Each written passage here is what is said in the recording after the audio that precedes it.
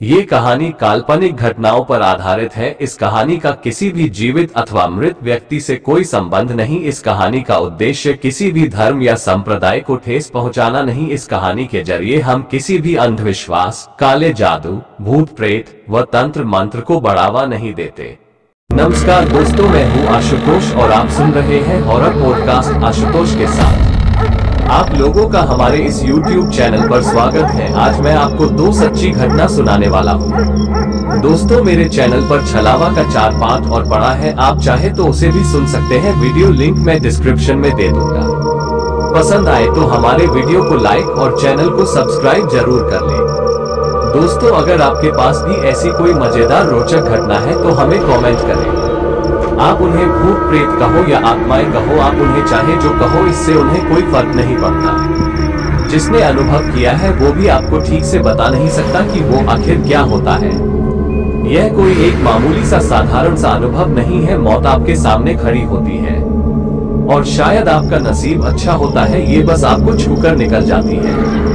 या फिर आप जिन्हें भूत प्रेत समझते हैं वो आपको उस एक पल में उस दर्द का, उस तकलीफ का एहसास दिलाना चाहते हैं जो उनके आखिरी पलों में या फिर शायद जिंदगी भर उनके साथ रहता है। वो दर्द जिसे हम जीते जी महसूस करने से डरते हैं। भूत क्या होता है? असल में बीता हुआ वक्त ही तो होता है, लेकिन किसी इंसान का यही बीता हुआ कल इतना खौफनाक हो सकता है कि वह हमें डरा दे। कभी कभी वही किसी का बीता हुआ कल हमारे सामने आकर खड़ा हो जाता है। मेरा नाम अजय है और मेरा अनुभव भी कुछ ऐसा ही था। साल 2004, उस वक्त में डिप्लोमा के सेकंड ईयर में था। मेरे एग्जाम खत्म हो गए थे और छुट्टियां शुरू हो गई थी। तब मुझे फिल्में देखने का बहुत शौक था। मुझे हॉरर फिल्में बहुत ज्यादा पसंद थे। असल में मैं फिल्में बनाना चाहता था, सीखना चाहता था। तो तब मैंने पहले ही तय कर लिया था कि छुट्टियां शुरू होते ही मैं मेरे मामा के पास चला जाऊंगा। मेरे मामा तब मुंबई में रहा करते थे, मुंबई जिसे लोग मायानगरी भी कहते हैं। मेरे मामा उस वक्त फिल्म सिटी में टेक्नीशियन का काम किया करते थे। उनका बेटा रोहन भी उनके साथ रहकर फिल्म से जुड़ी चीजें सीख रहा था। वह भी लगभग मेरी ही उम्र का था। रोहन जब भी lock, third camera angle, lighting, shot composition, ऐसे सिनेमेटोग्राफी के बारे में बात करता तो मुझे उन सब चीजों को जानने में बड़ी उत्सुकता होती थी। एक्चुअली मेरी मामी की कुछ साल पहले ही बीमारी की वजह से मौत हो गई थी। तो घर वाले नहीं चाहते थे कि मेरी वजह से उन्हें कोई तकलीफ हो, लेकिन मैंने घर वालों को किसी तरह वहां जाने के लिए राजी कर लिया और मैं बस निकल पड़ा। मैं पहली बार दिल्ली से इतनी दूर जा रहा था। मैं बहुत एक्साइटेड था क्योंकि वो जो आज तक मैंने टीवी में, फिल्मों में देखा था उसे मैं मेरे सामने होते हुए देखने वाला था। उस दिन क्या था मुझे ठीक से याद नहीं, पर दूसरे दिन शाम को 4 बजे में मुंबई पहुंचा। मामा का लड़का रोहन मुझे स्टेशन पर लेने आया था। घर पहुंचने के बाद रोहन ने मुझे फिल्म और शूट से जुड़ी काफी सारी बातें बताई। मुझे उसकी फिल्म और टेलीविजन कलाकारों के साथ खिंचाई हुई कई सारी तस्वीरें दिखाई। वो तस्वीरें मुझमें और भी उत्सुकता पैदा कर रही थी। यह मेरा पहला दिन था, पर जिसमें उस घटना का शिकार हुआ था वो दिन आना अभी बाकी था। तो पहले मेरे सारे दिन काफी अच्छे से गुजरे। कुछ 1 हफ्ता बीत गया। उस बीच में 3-4 बार फिल्म सिटी जाकर आया, कुछ लोगों से मिला, बहुत सी चीजें देखी और सीखे भी। कैमरा एंगल्स कैसे लगाया जाता है, कैमरा शॉट्स क्या होते हैं, over the shoulder, about shoulder, top rank, love angle, ऐसी छोटी छोटी चीजें सीख रहा था और मैं समझ रहा था। पर शायद उन 2-4 दिनों में ही मुझे ऐसा लगने लगा जैसे मैं कोई फिल्म के डायरेक्टर बन चुका हूँ। और आखिरकार वो दिन आ गया जिस दिन मैंने डर को बहुत करीब से जाना था। वो शनिवार की रात थी। मामा उस दिन देर रात किसी प्रोजेक्ट के काम की वजह से बाहर ही रुकने वाले थे। मैं और रोहन हमेशा की तरह रात का खाना खत्म किया और यही करीबन 10 या 10:30 बजे उनके बिल्डिंग के आसपास टहलने के लिए निकल पड़े। टहलते टहलते मैंने फिर से कुछ 3 या 4 सिगरेट ले ली और रोहन से कहा, यार किसी ऐसी जगह ले चलो जहां एकदम शांत हो, जहां जाने पर एकदम मस्त लगे। तो उसने कहा, चल आज तुझे मेरी एक खास जगह दिखाता हूं। और इतना कहते ही हम वहां जाने के लिए निकल पड़े। कुछ 10 मिनट चलने के बाद हम एक ऊंची दीवार के सामने खड़े थे। 7 से 8 फीट ऊंची दीवार। मैं उस दीवार को देख ही रहा था कि रोहन ने कहा, इस दीवार को फांदकर अंदर जाना होगा। और उसके इतना कहते ही मैं दीवार चढ़कर दीवार के ऊपर बैठ भी गया। मेरा जोश देखकर रोहन भी एक जंप में ऊपर दीवार पर चढ़ गया। तब मैंने दीवार के उस पार की जगह को ठीक से देखा। सब तरफ अंधेरा ही अंधेरा था।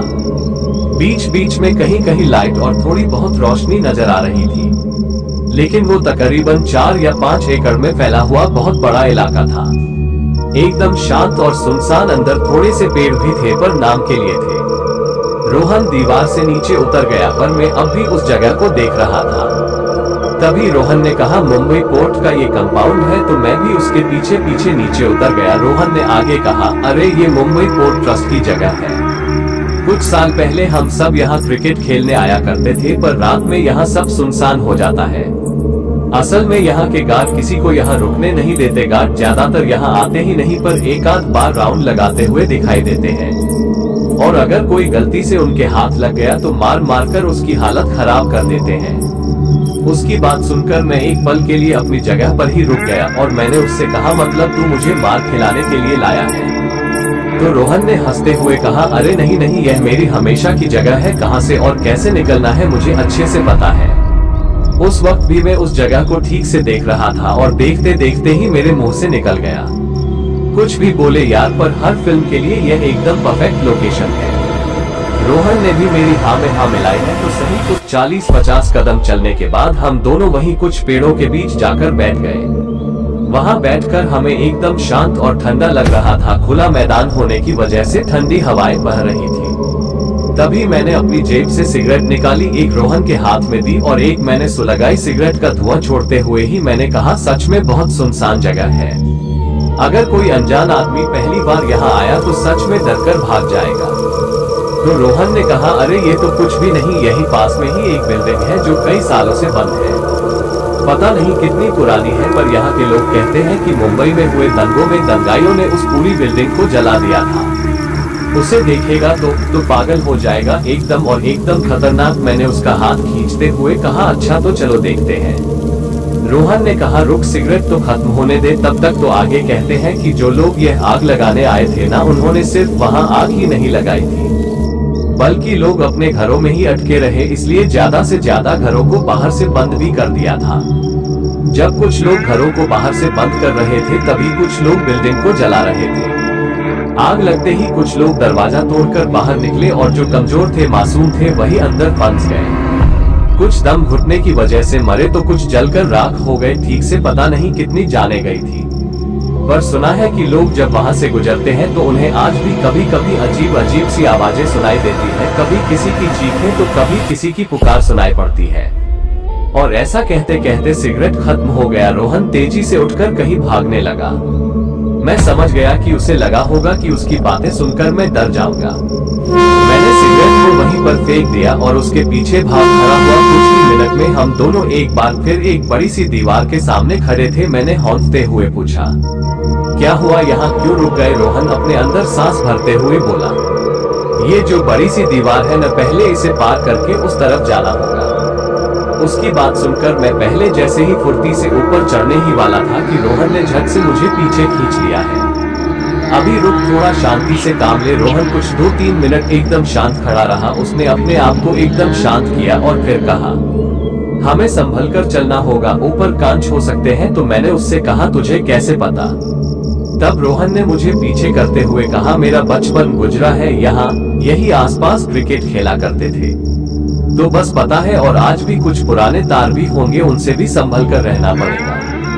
तो रोहन ने मुझे अपने कंधे के ऊपर खड़े होकर उस दीवार को चेक करने को कहा। मैंने हल्के हाथों से चेक किया, कहीं कुछ कांच जैसा नहीं लगा, और मैं वैसे ही जोर लगाकर ऊपर चढ़ गया। ऊपर चढ़ने की कोशिश में एक छोटा सा कांच का टुकड़ा मेरे हाथ में घुस गया और मैं जोर से चिल्लाया। रोहन ने पूछा, क्या हुआ? मैंने हाथ को पकड़ते हुए कहा, शायद कांच का टुकड़ा घुस गया। मैंने रोहन को दूसरा हाथ दिया और उससे भी ऊपर खींच लिया, और अब हम दोनों दीवार के उस तरफ देख रहे थे। तब रोहन ने कहा, अच्छा सुनो, ये जो सामने दिखाई दे रही है ना, यही वो बिल्डिंग है। ये बिल्डिंग का पीछे वाला हिस्सा है, हमें घूमकर आगे की ओर जाना होगा। अच्छा ठीक है। इतना कहकर सबसे पहले मैं दीवार से नीचे कूद गया। उस रात पूरा चांद तो नहीं था, पर थोड़ी बहुत रोशनी थी, जिसकी वजह से हमें बाहर सब कुछ नजर आ रहा था। जैसे ही मैं नीचे उतरा, तभी रोहन ने मुझसे कहा, अबे वो देख, वहां कोई है। वहां खिड़की में मैंने रोहन की पैर पकड़कर लगभग उसे नीचे खींचते कहा। मैं अच्छी तरह से जानता हूँ रोहन, जब से मैं इस जगह पर आया हूँ ना, तो मुझे डराने की कोशिश कर रहा है। पर मैं इतनी आसानी से डरने वाला नहीं हूँ। तो रोहन फिर वही कहने लगा, अबे सच में मैं झूठ नहीं बोल रहा। तो मैंने उसकी काला को पकड़कर खींचते हुए कहा, अब वहाँ चल, ज्यादा नाटक मत करो। और हम दोनों उस बिल्डिंग के सामने की ओर चले गए। सामने जाकर देखा तो बिल्डिंग के एंट्रेंस को दीवार बनाकर बंद कर दिया गया था। तब रोहन ने कहा, देख लिए ना, चल अब वापस चलते हैं। तो मैंने उससे कहा, अरे इतना ही, अभी तो सिर्फ बाहर से देखा है, लोकेशन अंदर से भी तो देखना पड़ेगा ना। रोहन तब पहली बार मुझे जोर से पीछे खींचा। नहीं रे पगले, क्या मेरे संग अंदर नहीं आने वाला है? तब पहली बार मुझे महसूस हुआ कि रोहन सच में थोड़ा डरा हुआ है, पर वो मेरे सामने अपना डर जाहिर नहीं करना चाहता था। तो मैंने उसके हाथ को पकड़ते हुए कहा, बहुत डरपोक है यार, मैं तेरे साथ हूँ, साथ चल, दूसरे किसी जगह से अंदर जाते हैं। इतना कहते ही मुझे ज्यादा ढूंढने की जरूरत भी नहीं पड़ी। सामने ही कमरे की खिड़की टूटी हुई दिखाई दे रही थी। बारिश की वजह से खिड़की दरवाजों की सारी लकड़ियां कब की सड़ चुकी थी, टूट चुकी थी। मैंने वही एक कमरे की खिड़की के पास एक बड़ा सा पत्थर लाकर रख दिया और उस पर पैर रखकर मैं सीधा उस कमरे के अंदर चला गया। रोहन अब भी बाहर खड़ा था। तो मैंने कहा, अरे अब भी डर लग रहा है, देख। मैं अंदर आ गया। वह एकदम चुपचाप बाहर खड़ा था, वो सच में डरा हुआ था। मैंने उसे हाथ देकर जबरदस्ती अंदर आने को कहा। अंदर आ तो गया, पर उसकी हालत पहले से ज्यादा खराब हो चुकी थी। उसके पसीने छूटने लगे थे। उसकी आवाज से लग रहा था जैसे वो अंदर ही अंदर कांप रहा हो। सबसे पहले तो मैंने लाइटर जलाकर उस कमरे का निरीक्षण किया, जिसे फिल्म की भाषा में रैंकिंग करना कहते हैं। उस जगह को निहारते हुए मैंने कहा, सच में यार बहुत ही बढ़िया जगह है फिल्म शूट करने के लिए। जला हुआ मकान, काला फर्नीचर, काली दीवारें, सब टूटा फूटा और बिखरा हुआ, इससे अच्छी जगह हो ही नहीं सकती किसी हॉरर फिल्म को शूट करने के लिए। तभी हम दोनों को बाहर से कुछ टूटने की आवाज सुनाई दी। सिर्फ उस आवाज को सुनकर ही रोहन के हाथ पांव कांपने लगे। चल यार, मैंने पहले कहा था कि यहाँ कुछ लोगों के रोने की आवाजें आती है, बूढ़े बच्चों की चीख पुकार सुनाई देती है। तो मैंने उसे शांत करते हुए कहा, शांत हो जाओ, ये तो बस किसी लकड़ी के गिरने की आवाज लगती है। हम आसपास के मकान को देखते हुए उस बिल्डिंग की पहली मंजिल पर चले गए और रोहन अब भी डरा हुआ था और बार बार मुझे वापस चलने को कह रहा था। अंदर से नहीं देखा था ना वो देख लिया, अब चल वापस। और मैं हर बार उसे यही कहता, अरे यार बस 2 मिनट, यह आखिरी कमरा है। आखिरकार उसने मुझे मामा की धमकी दी तो मैं वापस नीचे जाने के लिए तैयार हो गया। हम पीछे मुड़े ही थे कि रोहन ने झट से मेरे हाथ को पकड़कर जोर से खींचा और, अजय रुक, वहाँ कोई है। उसकी सांस डर के मारे बहुत तेज हो चली थी। मैंने उसे आराम से पूछा, कहाँ? वो उस आखिरी कमरे के कोने में। अच्छा चल कर देखते। रोहन तब बुरी तरह से कांप रहा था। नहीं यार, और ऐसा कहते हुए वो मुझे पीछे खींचने लगा। देख वो जो कुछ भी, हमें कुछ नहीं देखना है। लेकिन मैं फिर भी लाइटर को आगे पकड़ते हुए उस आखिर कमरे की ओर जाने लगा। पता नहीं था कि मुझे क्या हो गया था। शायद मैं बस उसे दिखाना चाहता था कि मैं तुझसे अच्छा डायरेक्टर बन सकता हूँ। रोहन तब बहुत डरा हुआ था, लेकिन फिर भी मेरी शर्ट को पकड़कर मेरे पीछे पीछे खिसकता हुआ आ रहा था। प्लीज प्लीज प्लीज वापस चले। जब वहां पहुंचे तो आगे का नजारा देख एक पल के लिए मुझे झटका सा लगा। उस कमरे के कोने में एक लड़की बैठी हुई थी, कुछ 10 या 11 साल की लड़की। उस लड़की को देख मुझे थोड़ा सा डर जरूर लगा, पर वो लड़की तब रो रही थी। मैं धीरे धीरे आगे बढ़ते हुए उसके पास जाने लगा। रोहन गुस्से और दर्द भरी आवाज के साथ मुझे रोकने की कोशिश कर रहा था। तो मैंने भी उसे कहा, अबे छोटी लड़की है, यहाँ फंस गई होगी, उसे बचाने के बजाय तू भाग जाएगा। रोहन ने फिर मुझे खींचकर कहा, देख यहाँ के बारे में मैंने जो भी सुना है ना, उस हिसाब से इस वक्त इस लड़की को यहाँ नहीं होना चाहिए।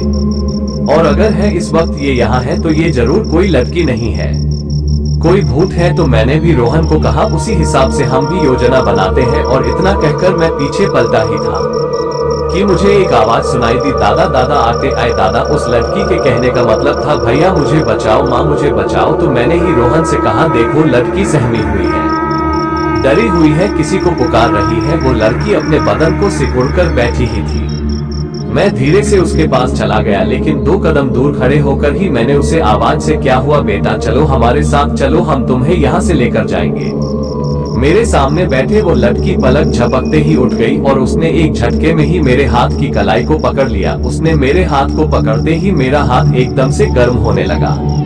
ऐसे लगने लगा जैसे मेरे अंदर से हजारों वॉट की बिजली दौड़ रही हो। मेरे कान गर्म होने लगे थे।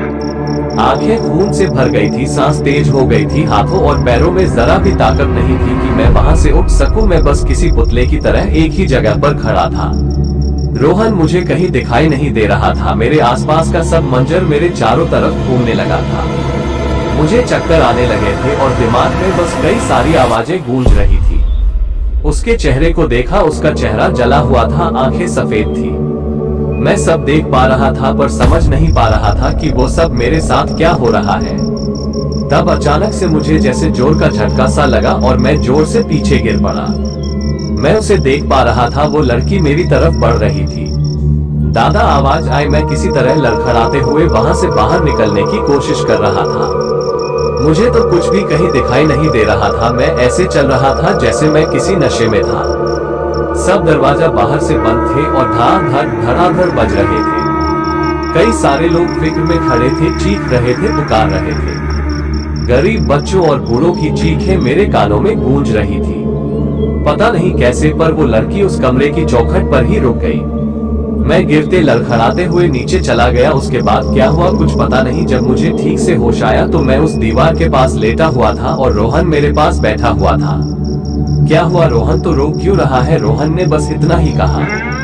तो पहले यहाँ या फिर बताता हूँ। किसी तरह हमने उस दीवार को पार कर लिया और पीछे पीपीटी के मैदान में चले गए। आगे जाकर फिर से उस दूसरी दीवार को पार कर हम दोनों भी वहां से बाहर निकल गए। तब तक मुझे अच्छा खासा होश आ चुका था और वहां मेरे साथ जो भी हुआ था वो सब मुझे याद भी आने लगा था। लड़की, बूढ़े बच्चे, उनकी आवाजें, चीखें, सब कुछ मेरे कानों में अब भी गूंज रहा था। पर रोहन वहां से कैसे बाहर निकला पता नहीं। हम दोनों सबसे पहले घर चले गए। हमने एक दूसरे को शांत किया। तब रोहन ने मुझे बताया कि उस लड़की को और मेरी हालत को देख वो इतना डर गया था कि उसने बिना कुछ सोचे ही उस मंजिल से छलांग लगा दी थी। उसके पैर में बहुत चोट आई थी पर उसे किसी भी तरह वहां से बाहर निकलना था और इसीलिए वो बस मेरे होश में आने का इंतजार कर रहा था। पता नहीं वो क्या था पर जिसे हम भूत कहते हैं, कभी कभी वो किसी का खौफनाक डर भी हो सकता है। मैंने पहले कभी भूतों पर विश्वास नहीं किया था लेकिन इस एक घटना ने मुझे इन सब बातों के बारे में सोचने पर मजबूर कर दिया। मेरा नाम विनय कुमार है और यह घटना करीब 6 या 7 साल पहले की है। हमारा परिवार वैसे तो बहुत बड़ा है लेकिन पिताजी की नौकरी की वजह से मैं और मेरे माता पिता हम एक दूसरी जगह रहने चले गए थे। कि हम तीनों ही थे तो पिताजी जॉब की वजह से और मैं स्कूल की वजह से ज्यादातर बाहरी रहते थे और माँ घर पर अकेली। सब कुछ ठीक चल रहा था कि एक दिन अचानक ही पापा की एक कार एक्सीडेंट में मौत हो गई और फिर मेरी माँ और मुझे वो घर भी छोड़ना पड़ा। पापा के गुजर जाने के बाद हम उस घर को अफोर्ड नहीं कर सकते थे। माँ दूसरे कमरे की तलाश में थे। इस कारण कम हो मेरे मामा भी हमारी मदद के लिए आगे आए। महताब स्कूल में पढ़ रहा था और मेरी माँ नहीं चाहती थी कि मुझे स्कूल आने जाने में कोई तकलीफ हो तो मेरा स्कूल का साल खत्म होने तक स्कूल के आसपास ही कोई मकान देखने का फैसला हुआ। मेरे मामा की मदद से हमें स्कूल के पास ही एक छोटा सा घर किराए पर मिल गया। ज्यादा वक्त नहीं था तो माँ और मैं हम तुरंत ही वहाँ शिफ्ट हो गए।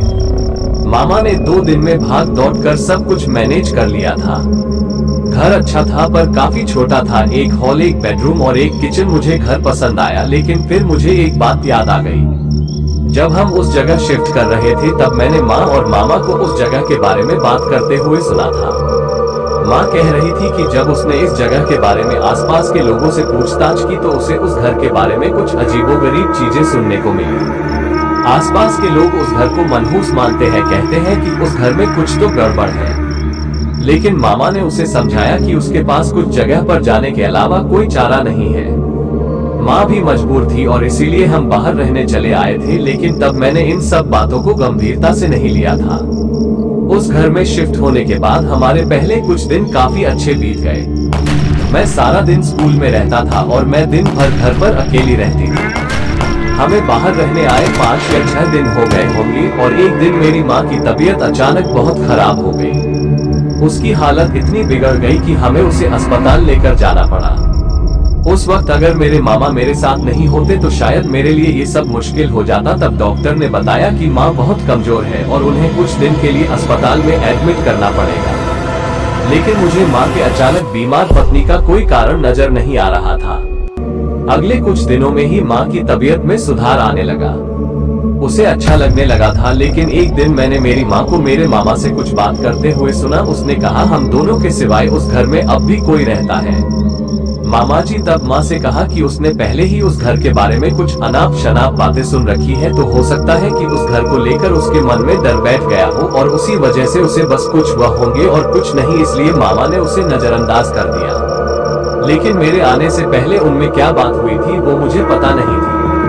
और फिर ऐसे ही कुछ दिन बीत गए। मुझे वो रात आज भी अच्छी तरह से याद है। उस दिन मेरी माँ को अस्पताल से डिस्चार्ज दे दिया गया था, तो मेरे मामा उस दिन हमारे घर पर ही रुक गए थे। रात माँ और मैं हम दोनों बेडरूम में सो रहे थे और मामा बाहर हॉल में अचानक मुझे किसी की चीखें सुनाई दी और मैं गड़बड़ आकर जाग गया। बाहर जाकर देखा तो मामा तब में चिल्ला रहे थे और अपने हाथ पर झटक रहे थे, जैसे उन्हें कोई दौरा पड़ा हो। मानो उन्हें जगाया और पूछा कि क्या हुआ, कोई बुरा सपना देख लिया क्या? तब मैंने मामा की तरफ देखा तो वो पसीने से भीग गए थे।